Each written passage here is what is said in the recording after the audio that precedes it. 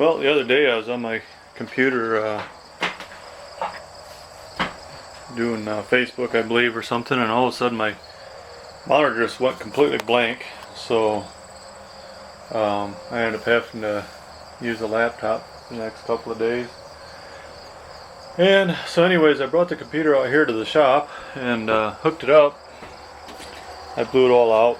It's something I like to try to keep up with, but I don't very well. But anyways, blew out the dust and everything, and then fired it up, and it works in the shop. So I guess I should say in the shop I have a dedicated monitor and keyboard and mouse and all that kind of stuff. So anyways, now that tells me that either the monitor or the cable to the monitor is most likely bad. So I'm going to bring the monitor out here and disassemble it if I can possibly, and see if it's got a blown fuse in it. But for right now, I guess I'm going to try to get this thing up and running right, since it was shut down improperly and everything. Now it gets a disk boot failure, which is usually pretty easy to get past, so stay tuned. Well, the monitor turned out not to be the problem with the computer after all. After I went and plugged her back in, tried to restart it and stuff like that there, then it came up and it did the same problem again, even though it initially worked out there. So I'm stuck having to do things on the old laptop for a while, and I got to try to get some data off my hard drive, so I had to order a little $20 adapter so I can get it into the... I thought I had one, but apparently I didn't have one for serial ATA. So now next step on the computer out there is to go ahead and disassemble everything and clean it better, and clean all my connections and reseat it and look for burnt spots on circuit boards and everything like that, and see if I can find out what's wrong with it. Well, the motherboard and everything on it must come out of here, so that's the first thing I do, is going to pull everything out, and then I can inspect each component and see what they look like.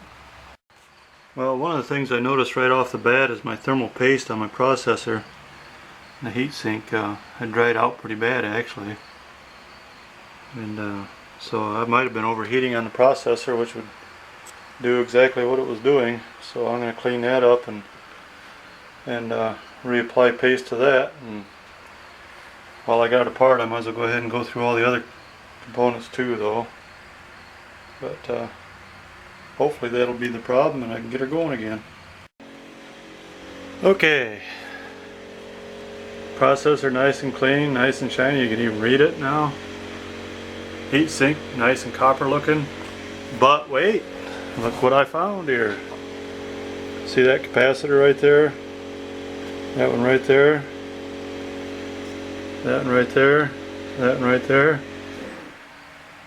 These are some of the old style capacitors, I believe.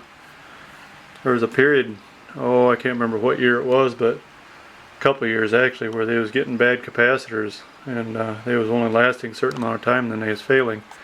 And that's what they would do. They'd actually build up pressure and split, and then electrolyte leaks out of them, and then all kinds of crazy things can happen. So that's why I ain't got no video, because my two video cards are both bad. So when I found the first one, I thought, well, maybe I'd have another good video card, but nope, the other one's bad too. Now I might,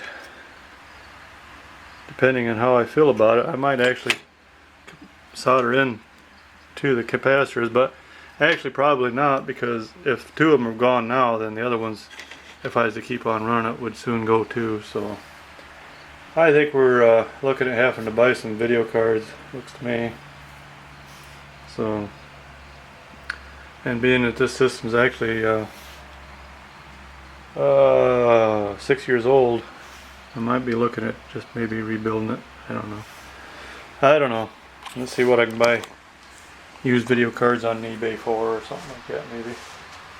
So anyways, I'm going to go ahead and continue to look at my my memory chips. Look good, and I cleaned all the slots and everything, and I'll repaste the processor and the heat sink and put them back together. And I still got couple of components to clean up, but there's no more circuit boards left, so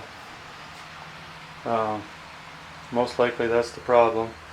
Now this motherboard does have one bad USB port on it already from a storm we had a while back, so depending on what I can come up with, it might be time to upgrade. So anyways, that's it for this video. Catch you all later.